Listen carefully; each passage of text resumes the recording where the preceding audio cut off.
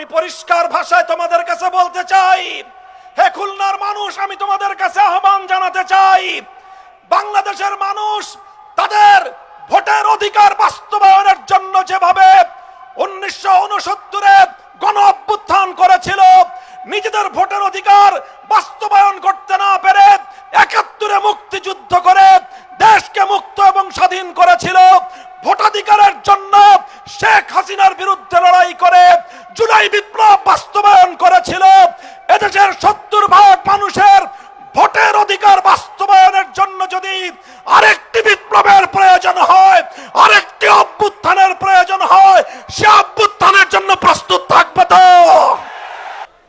মাত্র 3 মাস হলো একটি নতুন নির্বাচনের মধ্য দিয়ে বাংলাদেশের মানুষের বহু প্রতীক্ষিত ভোটাধিকার প্রয়োগের ফসল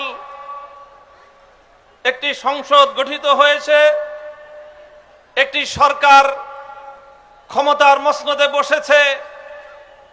এই সময়ে বিরোধী দলগুলো দেশব্যাপী আবার দাবি দাওয়া নিয়ে রাজপথে নামতে বাধ্য হয়েছে। ঘটনাটা কি? সংগ্রামী দেশবাসী, আমরা পরিষ্কার ভাষায় বলতে চাই, আমরা বিগত ফ্যাসিবাদী আমলে বাংলাদেশের মানুষের যে সম্মান এবং যে অধিকার আদায়ের জন্য সংগ্রাম করেছি, ফ্যাসিবাদী স্বৈরাচারী শেখ হাসিনা গণতন্ত্রের এক নতুন সংজ্ঞা বাংলাদেশের মানুষকে বোঝাবার চেষ্টা করেছিল। মানুষের ভোটের অধিকার কেড়ে নিয়ে কখনো বিনা ভোটের সরকার, কখনো রাতের ভোটের সরকার, কখনো আমি আর ডামি নির্বাচনের সরকার গঠন করে শেখ হাসিনা বলতো উন্নয়নের গণতন্ত্র। গণতন্ত্রের এক নতুন ডেফিনিশন, একটা নতুন সংজ্ঞা বাংলাদেশের মানুষকে হাইকোর্ট দেখাবার মতো করে তিনি বোঝাবার চেষ্টা করেছিলেন। আর তিনি মেগা প্রকল্পের নামে মেগা দুর্নীতি করে একদিকে বাংলাদেশটাকে তলাবিহীন ঝুড়িতে পরিণত করেছিলেন, আরেকদিকে দৃশ্যমান পদ্মা সেতু আর মেট্রো রেলের মতো কিছু বড় বড় প্রকল্প বাস্তবায়ন করে মনে করেছিলেন বাংলাদেশের মানুষ বুঝি তার এই প্রতারণা বুঝতে পারবে না। কিন্তু বাংলার মানুষ তাদের সম্মান চেয়েছিল, বাংলাদেশের মানুষ তাদের অধিকার চেয়েছিল, বাংলাদেশের মানুষ ভোটাধিকার প্রয়োগ করতে চেয়েছিল, বাংলাদেশের মানুষ তাদের ক্ষমতার মসনদে তাদের ভোটের মাধ্যমে যোগ্য প্রতিনিধি নির্বাচন করতে চেয়েছিল।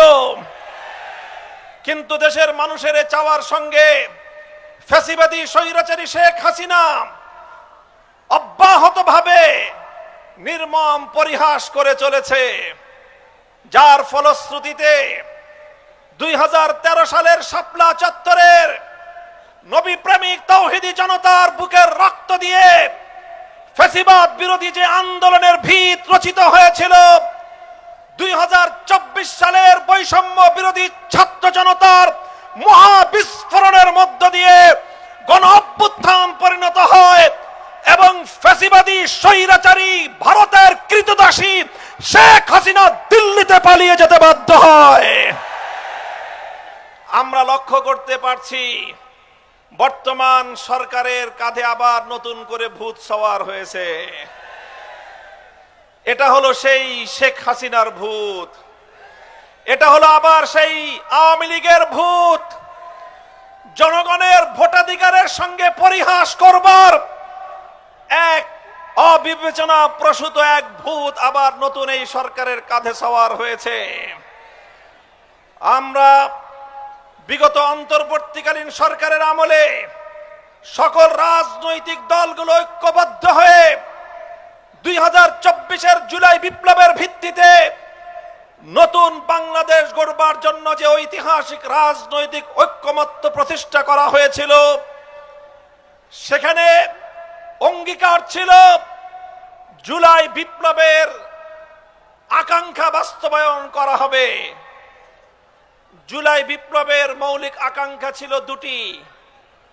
এক নম্বর আকাঙ্ক্ষা ছিল বৈষম্য বিলোপ করা। জুলাই বিপ্লবের 2 নম্বর আকাঙ্ক্ষা ছিল ফ্যাসিবাদের রাস্তা বন্ধ করা। দীর্ঘ আলাপ হলো, ঐক্যমত্য কমিশনে জুলাই সনদ জুলাই সনদ প্রণীত হলো। জাতীয় সংসদের দক্ষিণ প্লাজায় সকল রাজনৈতিক দলগুলো জুলাই সনদে স্বাক্ষর করলো। আজ জাতীয় সংসদে দাঁড়িয়ে সরকার দলের মুখপাত্র বলেন জুলাই সনদের মাধ্যমে নাকি অন্তহীন প্রতারণা করা হয়েছে। আমি খুঁজে দেখলাম অন্তহীন প্রতারণা আসলে কোথায় হয়েছে।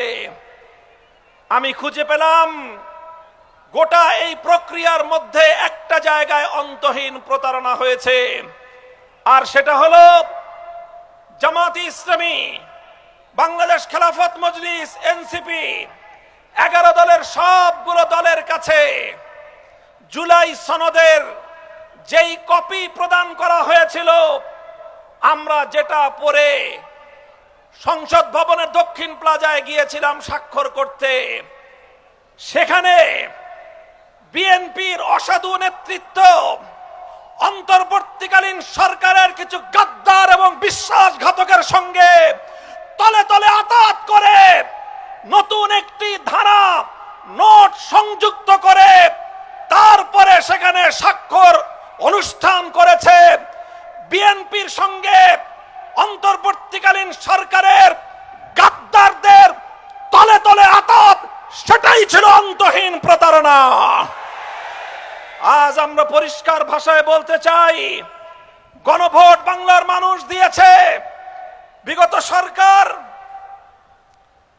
বর্তমান সরকার, বিএনপি যখন নির্বাচনের প্রচারণায় নেমেছিল, আপনারা দেশের জনগণ সাক্ষী, প্রথমে তারা তলে তলে না ভোটের পক্ষে ক্যাম্পেইন শুরু করেছে।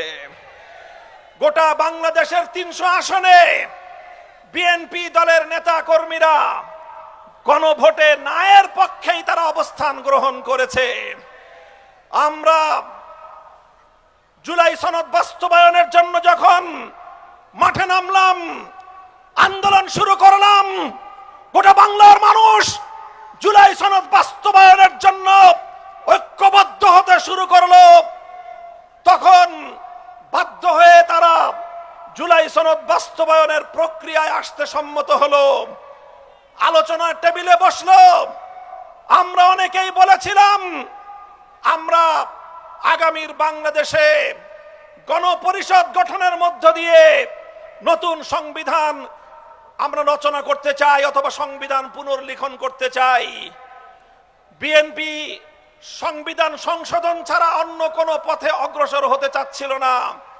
শেষ পর্যন্ত আলোচনা করে সাব্যস্ত হলো মাঝামাঝি একটা জায়গায়, সেটা হলো একটা সংবিধান সংস্কার পরিষদ গঠিত হবে, আর সেই সংবিধান সংস্কার পরিষদের মাধ্যমে সংবিধান সংস্কার হবে, আর সেই সংস্কারের জন্য গণভোট অনুষ্ঠিত হওয়া লাগবে।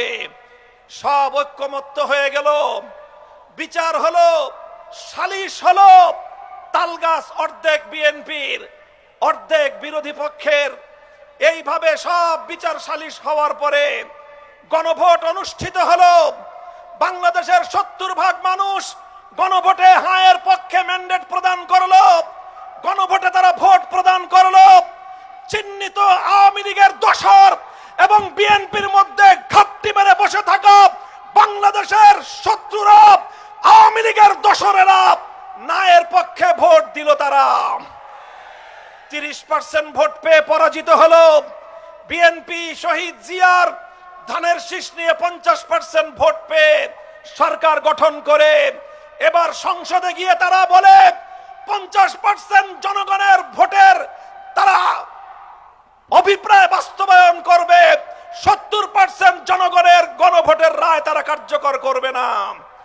আমার কোনো কথা নাই, আমি পরিষ্কার ভাষায় তোমাদের কাছে বলতে চাই, হে খুলনার মানুষ, আমি তোমাদের কাছে আহ্বান জানাতে চাই, বাংলাদেশের মানুষ তাদের ভোটের অধিকার বাস্তবায়নের জন্য যেভাবে 1969-এ গণ অভ্যুত্থান করেছিল, নিজেদের ভোটের অধিকার বাস্তবায়ন করতে না পেরে 71-এ মুক্তিযুদ্ধ করে দেশকে মুক্ত এবং স্বাধীন করেছিল, ভোটাধিকারের জন্য শেখ হাসিনার বিরুদ্ধে লড়াই করে জুলাই বিপ্লব বাস্তবায়ন করেছিল, এদেশের 70% মানুষের ভোটের অধিকার বাস্তবায়নের জন্য যদি আরেকটি বিপ্লবের প্রয়োজন হয়, আরেকটি অভ্যুত্থানের প্রয়োজন হয়, সে অভ্যুত্থানের জন্য প্রস্তুত থাকবে তো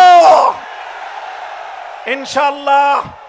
আমরা সরকারকে বলি, আপনার সুমতি হোক, খবরদার জনগণের ভোটাধিকার নিয়ে যদি খেলবার চেষ্টা করেন, এটা সে আগুন যে আগুনে আইয়ুব খান পুরো ছারখার হয়ে গিয়েছে, এটা সে আগুন যে আগুনে শেখ হাসিনা তার গতি সহ জ্বলে পুড়ে ছারখার হয়ে গিয়েছে।